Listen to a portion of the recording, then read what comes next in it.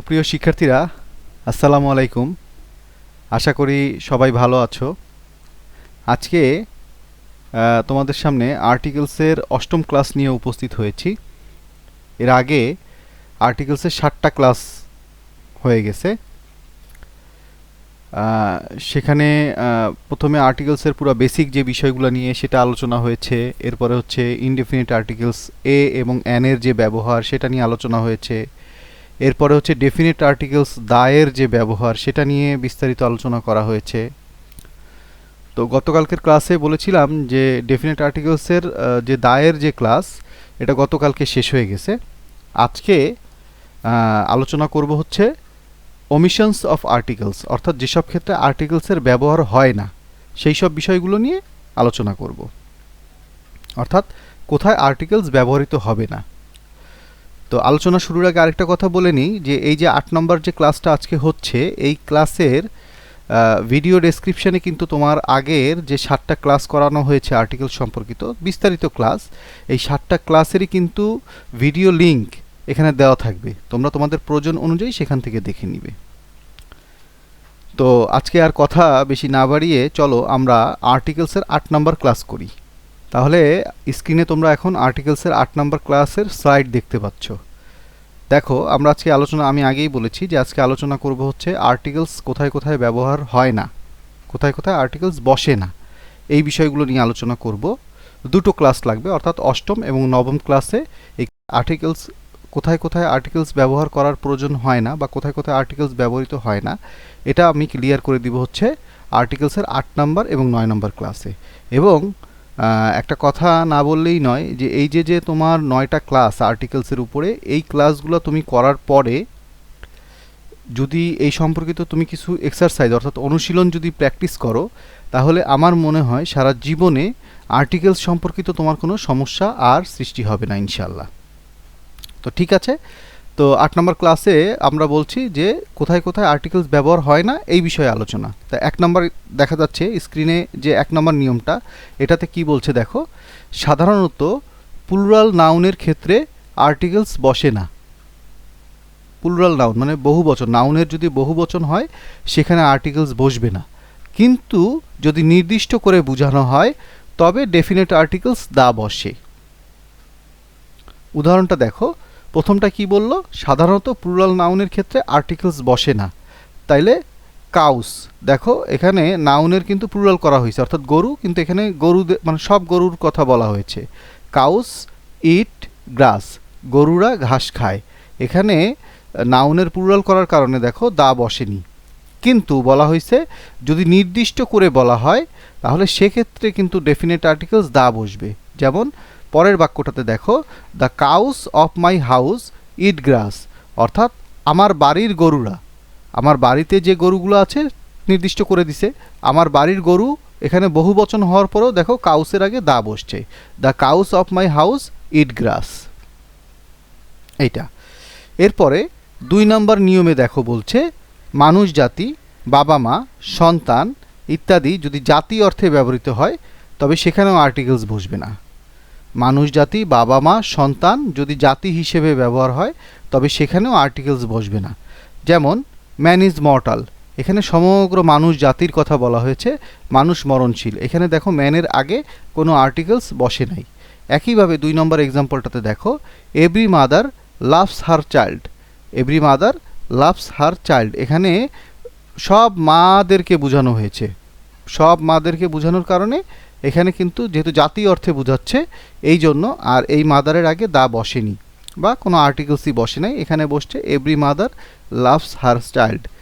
একইভাবে স্ক্রিনে যে 3 নম্বর নিয়মটা শেয়ার করা হয়েছে তোমাদের সাথে, সেটাতে তোমরা দেখতে পাচ্ছ সমগ্র জাতি বোঝাতে, সমগ্র জাতি বোঝাতে প্লুরাল কমন নাউনের পূর্বে কোনো আর্টিকেলস বসে না।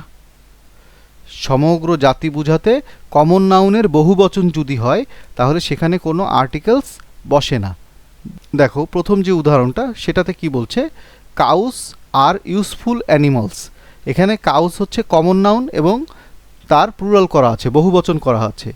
গরু হচ্ছে গৃহপালিত পশু, এই জন্য এখানে দা বসেনি যেহেতু এটা প্লুরাল কমন নাউন আছে। একইভাবে দেখো দ্বিতীয় এক্সাম্পলটাতে বলছে ডগস আর ফেথফুল অ্যানিমালস, অর্থাৎ কুকুরেরা বিশ্বাসী প্রাণী। কুকুরেরা বিশ্বাসী প্রাণী, এখানে ডগস হচ্ছে প্লুরাল কমন নাউন, যার কারণে তার আগে কোনো আর্টিকেলস বসে নাই। এরপরে দেখো স্ক্রিনে 4 নম্বর যে নিয়মটা আছে সেখানে কি বলছে, সাধারণত ম্যাটেরিয়াল নাউনের পূর্বে কোনো আর্টিকেলস বসে না। সাধারণত ম্যাটেরিয়াল নাউনের পূর্বে কোনো আর্টিকেলস বসে না, অর্থাৎ ধাতব যদি বুঝায় এরকম ম্যাটেরিয়ালস নাউন যদি হয় সেখানে কোনো আর্টিকেলস বসবে না। তবে নির্দিষ্টভাবে কোনো স্থানের পদার্থ যদি বুঝায় তবে সেখানে ডেফিনেট আর্টিকেলস বসে। যদি নির্দিষ্টভাবে কোনো স্থানের পদার্থ বুঝায়, ম্যাটেরিয়ালস বুঝায়, তবে সেক্ষেত্রে ডেফিনেট আর্টিকেলস দা বসবে। যেমন iron is a useful metal, লোহা প্রয়োজনীয় একটি পদার্থ। লোহা প্রয়োজনীয় একটি পদার্থ, এখানে আয়রন যেহেতু ম্যাটেরিয়াল নাউন, এখানে আয়রনের আগে দেখো দা বসেনি, কিন্তু কোনো নির্দিষ্ট স্থানের যদি পদার্থ বুঝায়, যেমন the gold of this ring, অর্থাৎ এই আংটির যে সোনা, এখানে কিন্তু আংটি একটা জায়গা, মানে আংটি একটা জিনিসের কথা বলছে, সেই আংটির যে সোনা সেটা কিন্তু পিওর, ইজ পিওর।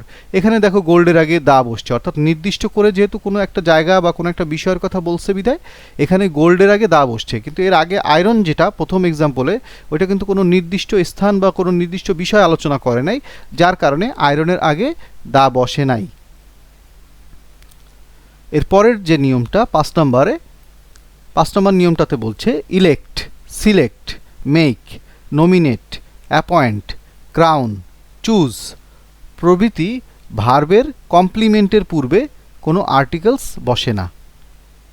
খেয়াল করে শোনো, elect, select, make, nominate, appoint, crown, choose প্রভৃতি ভার্বের যে কমপ্লিমেন্ট আছে এই কমপ্লিমেন্টের পূর্বে কোনো আর্টিকেলস বসে না।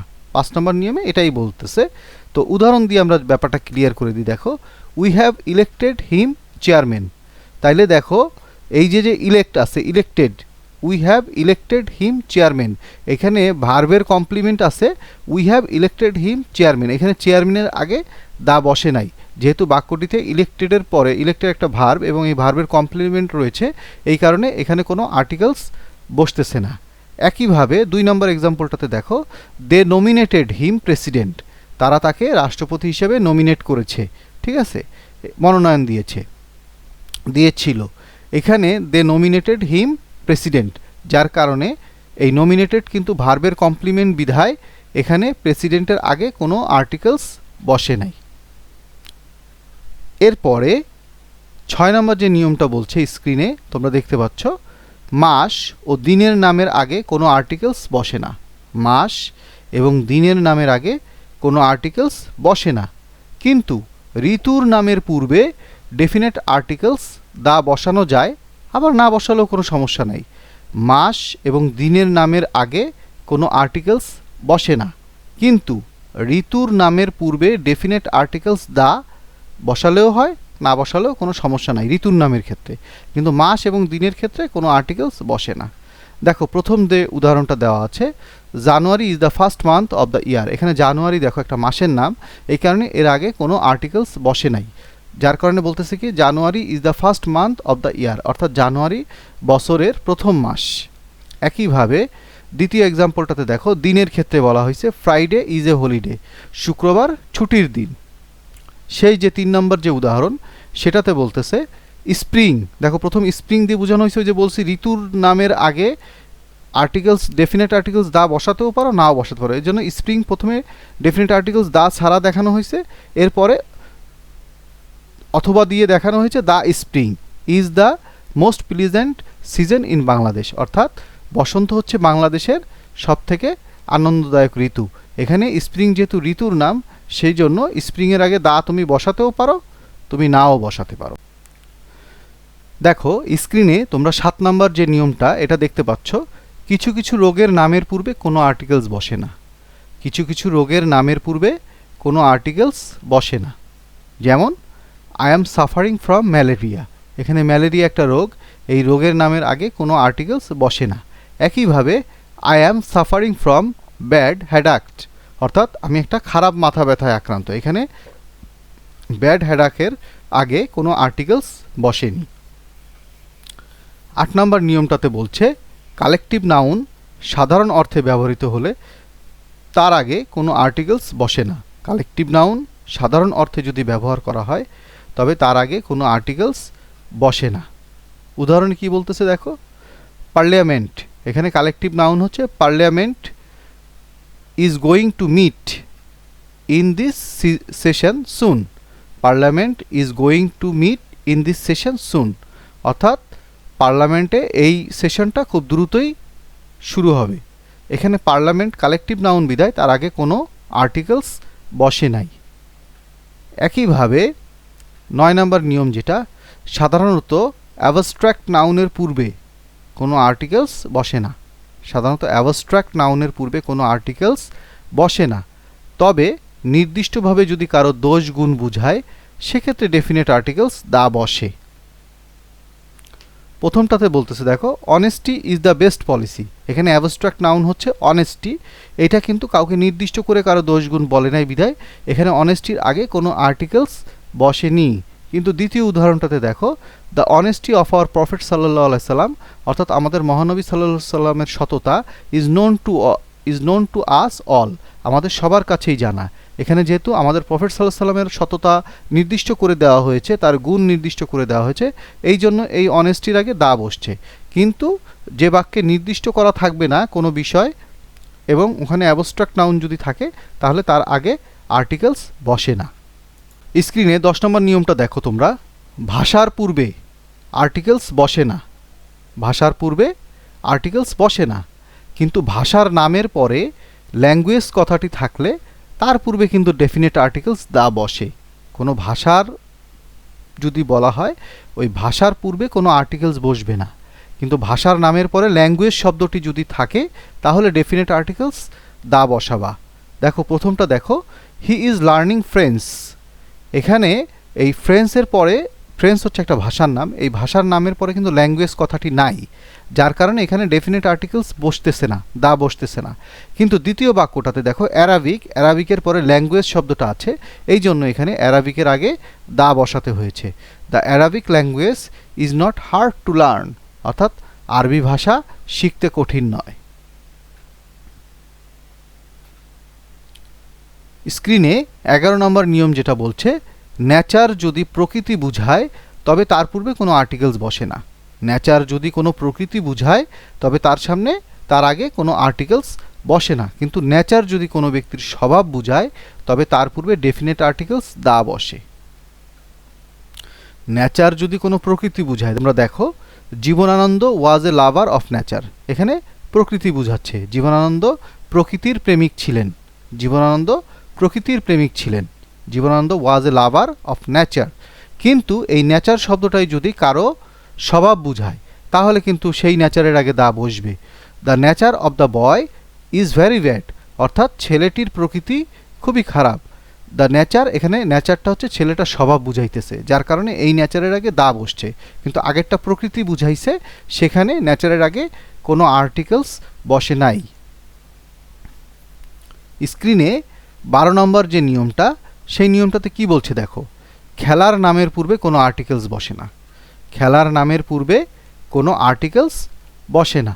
যেমন we play cricket regularly, we play cricket, এখানে ক্রিকেট একটা খেলার নাম, এর আগে কোনো আর্টিকেলস বসে নাই। একইভাবে I like to play hockey, I like to play hockey, দেখো হকির আগে কোনো আর্টিকেলস বসানো হয় নাই। ক্রিকেটের আগে কোনো আর্টিকেলস বসানো হয় নাই। স্ক্রিনে দেখো 13 নম্বর নিয়মটাতে কি বলছে, সাধারণত প্রপার নাউনের আগে কোনো আর্টিকেলস বসে না। এক্সাম্পল দেখো, Nazrul Islam is our national poet, এখানে প্রপার নাউনের আগে কোনো আর্টিকেলস বসে নাই। একইভাবে Dhaka is the capital of Bangladesh, Dhaka is the capital of Bangladesh, এই বাক্যেও প্রপার নাউন থাকার কারণে তার আগে কোনো আর্টিকেলস বসেনি। স্ক্রিনে 14 নম্বর নিয়মটাতে বলতেছে, সুপারলেটিভ ডিগ্রি যদি পসেসিভ কেসের পরে বসে, সুপারলেটিভ ডিগ্রি যদি পসেসিভ কেস, একটা সাবজেক্টের 3টা form, active form, passive form আর হচ্ছে পসেসিভ ফর্ম, সেটাই বলা হয়েছে। যদি সাবজেক্টের সুপারলেটিভ ডিগ্রি যদি পসেসিভ কেসের পরে বসে তবে সুপারলেটিভ ডিগ্রি এর পূর্বে কোনো আর্টিকেলস বসে না। যেমন প্রথম উদাহরণটাতে বলছে mister Kamrul is my best teacher. এখানে বেস্ট হচ্ছে দেখো সুপারলেটিভ ডিগ্রি, আর এই বেস্টের আগে কিন্তু পসেসিভ কেস আছে মাই, যার কারণে এই বেস্টের আগে দা বসেনি এই পসেসিভ কেসের কারণে। একইভাবে his most interesting hobby is gardening. এখানে মোস্ট হচ্ছে গিয়ে তোমার সুপারলেটিভ ডিগ্রি, তার আগে পসেসিভ কেস হচ্ছে হিজ আছে, এই জন্য এই মোস্টের আগে দা বসে নাই। His most interesting hobby is gardening. বাক্যটাতে কি বুঝতে পারলাম, যে বাক্যে যদি পসেসিভ কেস থাকে এবং সেখানে যদি সুপারলেটিভ ডিগ্রি থাকে, সেই পসেসিভ কেসের জন্য সুপারলেটিভ ডিগ্রির আগে কোনো আর্টিকেলস বসে না। স্ক্রিনে 15 নম্বর নিয়মটা তোমরা দেখতে পাচ্ছ। 15 নম্বর নিয়মটাতে বলতেছে প্রপার নাউনের পূর্বে কমন নাউন যদি অ্যাডজেক্টিভ রূপে বসে তবে তার পূর্বে আর্টিকেলস বসে না। প্রপার নাউনের পূর্বে কমন নাউন যদি অ্যাডজেক্টিভ হিসেবে মানে দোষ গুণ সংখ্যা অবস্থা ইত্যাদি রূপে বসে তবে তার পূর্বে আর্টিকেলস বসে না। যেমন poet Nazrul was a journalist too. এখানে পয়েট হচ্ছে একটা অ্যাডজেক্টিভ, কবি নজরুল হচ্ছে নাউন, প্রপার নাউন, তার পূর্বে পয়েট বসছে। এই পয়েট হচ্ছে কমন নাউন। হ্যাঁ, এই কমন নাউনের ক্ষেত্রে কিন্তু তোমার কমন নাউন যেহেতু অ্যাডজেক্টিভ হিসেবে ব্যবহার হয়েছে, এই কারণে এখানে কোনো আর্টিকেলসের ব্যবহার হচ্ছে না। একইভাবে দেখো scientist Newton was a philosopher too, অর্থাৎ বিজ্ঞানী নিউটন দার্শনিকও ছিলেন। এখানে নিউটন হচ্ছে গিয়ে প্রপার নাউন, আর ঠিক তার আগে সায়েন্টিস্ট হচ্ছে কমন নাউন, যেটা অ্যাডজেক্টিভ হিসেবে এই বাক্যে ব্যবহার হয়েছে, এই কারণে বাক্যে কোনো আর্টিকেলস বসতেছে না। তা অষ্টম ক্লাস এই পর্যন্তই ছিল। ঠিক আছে, অষ্টম ক্লাসে যে বিষয়গুলো নিয়ে আলোচনা করলাম, অর্থাৎ নিয়ম, 15টা নিয়ম নিয়ে আলোচনা করলাম। কালকে অর্থাৎ আগামীকালকে এই কোথায় কোথায় আর্টিকেলস বসে না এর শেষ ক্লাসটা আগামীকালকে হবে। বাকি যে নিয়মগুলো আছে সেগুলো আগামীকালকের ক্লাসে তোমাদের সাথে আলোচনা করব।